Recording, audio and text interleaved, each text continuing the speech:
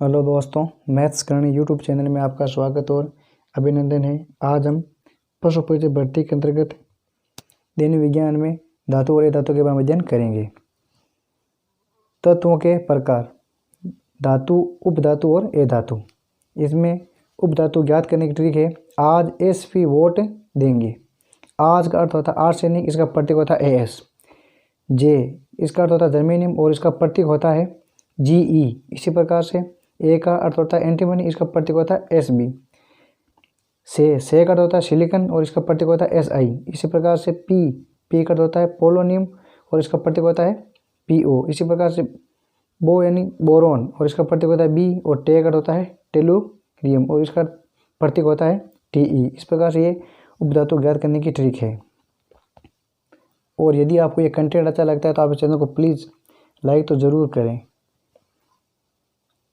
ए धातु ज्ञात करने की ट्रिक, इसमें आपको सबसे पहले 1, 6, 7, 8 और 15, 16 से ये आपको पहले नंबर याद रखना है। इसके बाद में एक परमाणु क्रमांक होता है, इस पर आता है हाइड्रोजन, 6 पर कार्बन आता है और 7 पर आता है नाइट्रोजन। इसी प्रकार से 8 पर आता है ऑक्सीजन, 15 परमाणु क्रमांक पर आता है फास्फोरस, 16 पर आता है सल्फर और 6 का होता है सेलेनियम। फिर कल बार आई आंटी यानी फिर होता है फ्लोरीन, उसके बाद में कल होता है क्लोरीन, उसके बाद यानी ब्रोमीन, आई यानी आयोडीन, आंटी यानी एस्टेटिन। यानी कि इसका ये ए धातु की दूसरी ट्रिक है। ठीक है, इसी प्रकार से ही ने अगर कर दिया एक्स रन,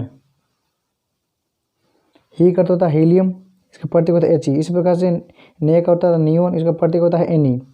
अगर यानी आर्गन और इसका प्रतीक होता है Ar। कर होता है क्रिप्टोन, इसका प्रतीक होता है Kr। दिया कांस्टेंट रहता है या, और एक्स होता है जीनोन, इसका प्रतीक होता है Xe। इसी प्रकार से Rn होता है रेडोन, ये इसका प्रतीक होता है Rn होता है। इस प्रकार से ये उपधातु याद करने की, वे पदार्थ जो कठोर, चमकीले, आघातवर्तीय, ध्वनिक, तन्य और विद्युत ऊष्मा के सुचालक होते हैं धातु कहलाते हैं। जैसे आयरन है, कॉपर है, एल्यूमिनियम है, मैग्नीशियम है, सोडियम है, जिंक और लेड है। धातुओं में सबसे पहले हम पढ़ेंगे धातुओं के भौतिक गुणधर्म। नोट, भौतिक अर्थ होता है नए पदार्थ का प्राप्त नहीं होता, यानी रासायनिक पदार्थ में रासायनिक अभिक्रिया, रासायनिक परिवर्तन होता है जिसमें नया पदार्थ प्राप्त होता है, जबकि भौतिक परिवर्तन में नया पदार्थ प्राप्त नहीं होता है। इसमें पहला नियम या बिंदु है, धातुएं चमकदार होती है। जैसे सोना, चांदी और लोहा, ये धातु क्या होती है, चमकदार होती है। इसी प्रकार से धातु क्या होती है, कठोर भी होती है, जैसे लोहा और तांबा। लेकिन इसमें अपवाद देखो, लिथियम, सोडियम व पोटेशियम, ये 4 धातु है। ठीक है, ये बहुत ही मुलायम होती है, इन्हें चाकू से काटा जा सकता है और इसके घनत्व और गलनांक बहुत ही कम होते हैं। अब देखो, धातुओं को पीटकर पतली चादरों में परिवर्तित किया जा सकता है। इसका गुण ये आघातवर्तीय कहलाता है। जैसे सोना है और चांदी को पीटकर पतली चादर बनाई जा सकती है। धातु के पतले तार के रूप में खींचने की क्षमता को कहते हैं तन्यता, यानी धातु को पतले तार के रूप में खींचा जा सकता है और इसके गुण को कहते हैं हम तन्यता। जैसे सोना है, इस सोने को 1 ग्राम, जितना भी 1 ग्राम सोना है ना, उस सोने को खींच करके या पीट करके 2 किलोमीटर लंबा तार बनाया जा सकता है, इसलिए इसे कहते हैं हम तन्यता। ये जो भी सोना है जो सबसे अधिक तन्य धातु है। धातुएं ठोस होती है, जैसे देखो सोना है, चांदी है, तांबा, ये लोहा है, धातु ठोस होती है और धातु क्या होती है, कठोर भी होती है। परंतु मरकरी यानी पारा द्रव्य अवस्था में पाया जाता है, यानी कि सभी धातुएं होती है ठोस, लेकिन इसमें अपवाद है, मरकरी जो कि पारा, ये एक द्रव्य अवस्था में पाई जाती है।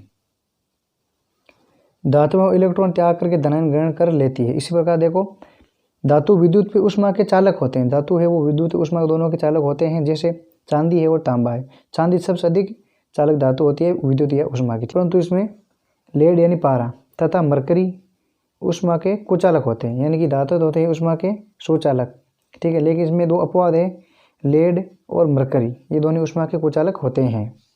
धातुएं एक दूसरे को से टकराने पर आवाज़ करती है और उन्हें ध्वनिक या सोनोरस कहते हैं, यानी कि धातुएं एक दूसरे से टकरा करने के बाद में आवाज़ करती है और इसके गुण को हम कहते हैं ध्वनिक या सोनोरस। धातुएं गलनांक और घनत्व अधिक होते हैं, यानी धातुओं के गलनांक और घनत्व अधिक होते हैं, लेकिन सोडियम और पोटेशियम का गलनांक बहुत ही कम और घनत्व भी इनका दोनों का क्या होता है, कम होता है। गैलियम और सीजियम का गलनांक बहुत कम होता है। ये दोनों धातुएं हथेली पर रखने पर पिघलने लगती है। पूछ लिया जाता है कि भाई निम्न में से कौन सी धातु है जो हथेली पर रखने पर पिघलने लगती है, तो गैलियम और सीजियम है, जिसका गलनांक बहुत ही क्या होता है, कम होता है, इसलिए हथेली पर रखने पर ये पिघलने लग जाती है वायु के संपर्क आने पर। धातु में क्षारीय ऑक्साइड बनाती है, जो भी जितनी भी धातु है ना वो क्षारीय ऑक्साइड बनाती है, और ये धातु है वो अम्लीय ऑक्साइड बनाती है। कमरे के तापमान पर दर अवस्थाएं पाई जाती है, कौन? गैलियम और सीजियम, जो कि 303 केल्विन तापमान पर भी ये दर अवस्थाएं पाई जाती है। यानी कि हमने पहले पढ़े थे धातुओं के भौतिक गुणधर्म, अब हम पढ़ेंगे धातुओं के रासायनिक गुणधर्म। यानी इसका अर्थ यह हुआ कि इसमें नया पदार्थ प्राप्त होगा, नया उत्पाद प्राप्त होगा।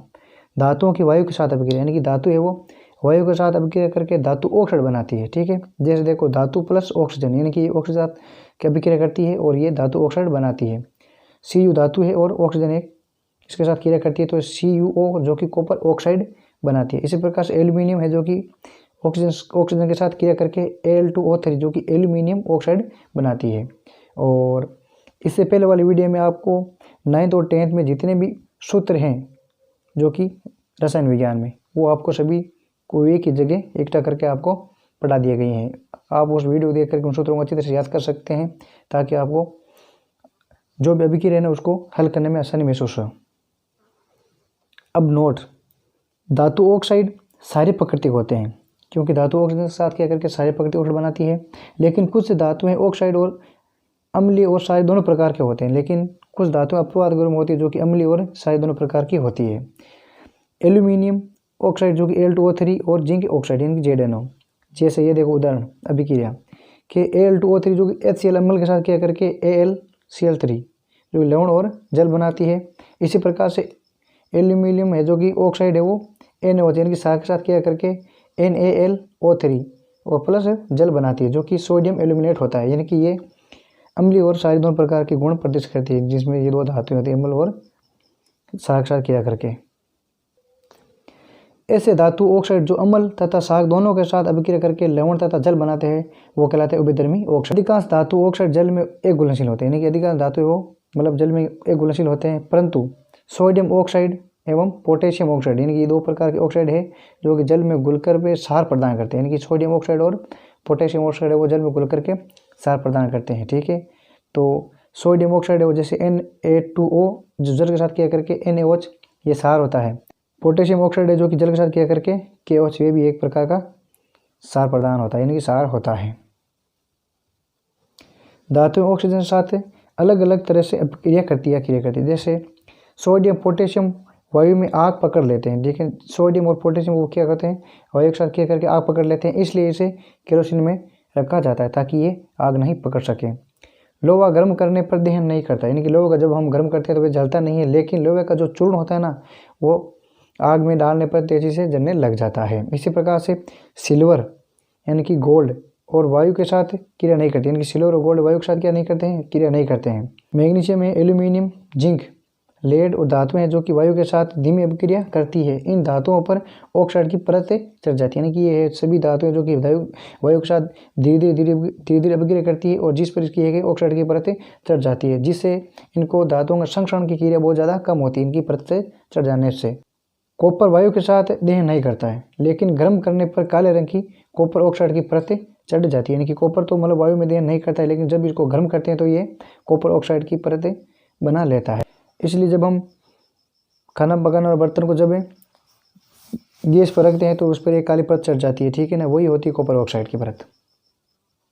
अब देखो धातुओं की जल के साथ अभिक्रिया, वो तो वायु के साथ अभिक्रिया देती है ऑक्साइड, धातु जल के साथ क्रिया करके धातु ऑक्साइड प्लस हाइड्रोजन गैस देती है, ये आपको याद रखना जरूरी है। और फिर धातु ऑक्साइड फिर जल के साथ अभिक्रिया करके वापस देती है धातु हाइड्रोक्साइड। जैसे उदाहरण देखो, यानी कि पोटेशियम है वो धातु है जो कि जल के साथ क्रिया करके धातु ऑक्साइड और हाइड्रोजन गैस देती है और साथ में ऊष्मा भी देती है। और उसके बाद में जो नाइट्रोजन है वो वापस H2O के साथ क्रिया करता है, तो वे भी एक NaOH और वाला हाइड्रोजन गैस देता है और ये भी एक प्रकार की ऊष्मा उत्सर्जन करती है। दोनों अभिक्रिया ऊष्मा क्षेपी यानी कि ऊष्मा का त्याग करती है, जिससे हाइड्रोजन प्रज्वलित हो उठती है। जिससे हाइड्रोजन क्या होती है प्रज्वलित मतलब हाइड्रोजन का जलन होता है इसके अंदर जो ऊष्मा त्यागती है। तब अधिक क्रियाशील धातु प्लस जल के साथ क्रिया करने पर हाइड्रोक्साइड देता है, यानी कि जो अधिक क्रियाशील धातु जल के साथ क्रिया करती है तो वो क्या देती है हाइड्रोक्साइड देती है, परंतु कम क्रियाशील धातु जल के साथ अभिक्रिया करती है तो वे ऑक्साइड देती है, यानी कि अधिक क्रियाशील धातु देती है हाइड्रोक्साइड और कम क्रियाशील धातु देती है ऑक्साइड। धातुएं जल के साथ अलग अलग क्रिया करती है। सोडियम पोटेशियम कैल्शियम ठंडे पानी के साथ अभिक्रिया करती है। और मैग्नीशियम है जो कि गर्म पानी के साथ अभिक्रिया करता है, ठंडे जल के साथ नहीं, यानी कि जो कि सोडियम में पोटेशियम कैल्शियम तो ठंडे पानी के साथ अभिक्रिया करता है, और मैग्नीशियम केवल एक ही ऐसी धातु है जो कि ठंडे पानी के साथ अभिक्रिया नहीं करता है। जैसे मैग्नीशियम है वो गर्म जल के साथ अभिक्रिया करता है तो ये MgOH2 देता है और साथ में देता है हाइड्रोजन गैस। इसी प्रकार से एल्यूमिनियम, आयरन तथा जिंक जैसी धातुएं न तो गर्म जल के साथ अभिक्रिया करती है और न ही ठंडे जल के साथ अभिक्रिया करती है, परंतु भाप के साथ ये क्रिया करती है, जो धातु ऑक्साइड प्लस हाइड्रोजन गैस देती है। यानी कि सोडियम, पोटेशियम और कैल्शियम तो ठंडे जल के साथ अभिक्रिया नहीं करती है, यानी कि अभिक्रिया करती है सोडियम, पोटेशियम और कैल्शियम, लेकिन मैग्नीशियम है वो ठंडे जल के साथ अभिक्रिया नहीं करती, वो केवल गर्म जल के साथ अभिक्रिया करती है। लेकिन एल्यूमिनियम है, आयरन है, जिंक है जैसी धातुएं न तो गर्म जल के साथ और न ही ठंडे जल के साथ क्रिया करती है, ये तो भाप के साथ ही क्रिया करती है और हाइड्रोजन गैस ही देती है। जैसे एल्यूमिनियम, फेरम और जिंक भाप के साथ क्रिया करते हैं। एल्यूमिनियम है जो जल के साथ क्रिया करके भाप, यानी कि जी का अर्थ होता है भाप, एल्यूमिनियम ऑक्साइड और हाइड्रोजन गैस देती है। इस प्रकार लेड है, कॉपर है, सिल्वर है, गोल्ड है, जल के साथ बिल्कुल अभिक्रिया नहीं करती, यानी कि लेड, कॉपर और सिल्वर और गोल्ड ये जल के साथ बिल्कुल अभिक्रिया नहीं करती हैं। अब देखो धातुओं की अम्ल के साथ अभिक्रिया, यानी धातु की अम्ल के साथ क्रिया करने पर लवण प्लस हाइड्रोजन गैस प्राप्त होती है। धातु प्लस तन्नु अम्ल, लवण और हाइड्रोजन गैस। जैसे देखो धातुएं ये है Fe जो कि HCl के साथ क्रिया करती है तो ये FeCl2 प्लस हाइड्रोजन गैस देती है। इसी प्रकार से एल्यूमिनियम देती है वो HCl के साथ क्रिया करके AlCl3 और H2 गैस। मैग्नीशियम HCl के साथ क्रिया करके, मैग्नीशियम HCl के साथ क्रिया करके MgCl2 प्लस H2 गैस से देता है। इसी प्रकार से Zn है वो HCl के साथ क्रिया करके ZnCl2 प्लस H2 गैस से देता है। ये धातु है जो कि मतलब अम्ल के साथ क्रिया करके लवण और हाइड्रोजन गैस देते। अब देखो सांद्र अम्ल और तनु अम्ल, इसके सांद्र अम्ल किसे कहते हैं और तनु अम्ल किसे कहते हैं। सांद्र अम्ल जिसमें अम्ल की मात्रा अधिक होती है और जल की मात्रा होती है कम, और तनु अम्ल जिसमें अम्ल होता है कम और जल होता है अधिक मात्रा में। तनु का अर्थ होता है महीन और सांद्र का अर्थ होता है थोड़ा गाढ़ा पदार्थ। धातुएं नाइट्रिक अम्ल के साथ अभिक्रिया करती है तब हाइड्रोजन गैस नहीं देती है, यानी कि धातुएं नाइट्रिक अम्ल के साथ अभिक्रिया करती है तब हाइड्रोजन गैस नहीं देती है, क्योंकि HNO3 यानी कि नाइट्रिक अम्ल एक प्रबल ऑक्सीकारक होता है जो हाइड्रोजन को ऑक्सीकृत करके जल में परिवर्तित कर देता है और स्वयं है वो नाइट्रोजन के किसी ऑक्साइड में अपचित हो जाता है। और नाइट्रोजन के ऑक्साइड होते हैं N2O, NO और NO2, ये है नाइट्रोजन के ऑक्साइड है।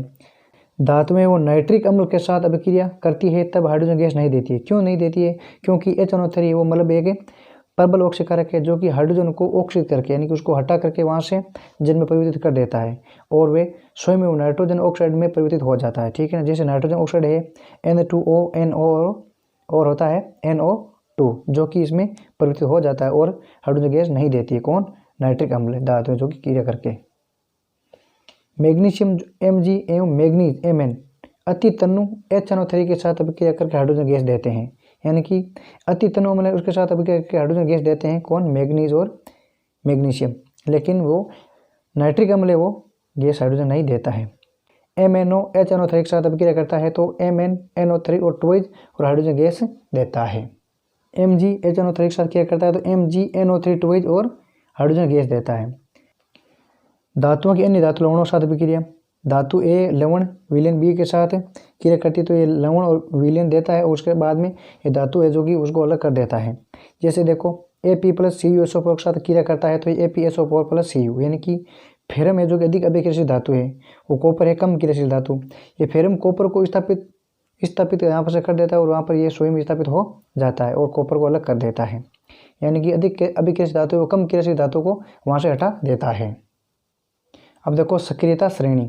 सक्रियता श्रेणी के अंतर्गत धातुओं की क्रियाशीलता को अवरोही क्रम में व्यवस्थित किया जाता है, मतलब बड़े क्रम से छोटे क्रम के अनुसार व्यवस्थित किया जाता है। पहले अधिक अभिक्रियाशील धातु रखी जाती है, उसके बाद में कम क्रियाशील धातु रखी जाती है। जैसे देखो ये धातुएं हैं सभी जो कि इनकी क्रियाशीलता का आधार पर रखी गई है। सर्वप्रथम potassium, sodium, calcium, magnesium, aluminium, zinc, ferrum add होता है और H hydrogen, copper Hg, Ag और Au, यानी कि हाइड्रोजन से ऊपर की सभी धातुएं हैं वो मतलब अधिक अभिक्रियाशील धातु होती है जो इनको सबसे ऊपर रखा गया है।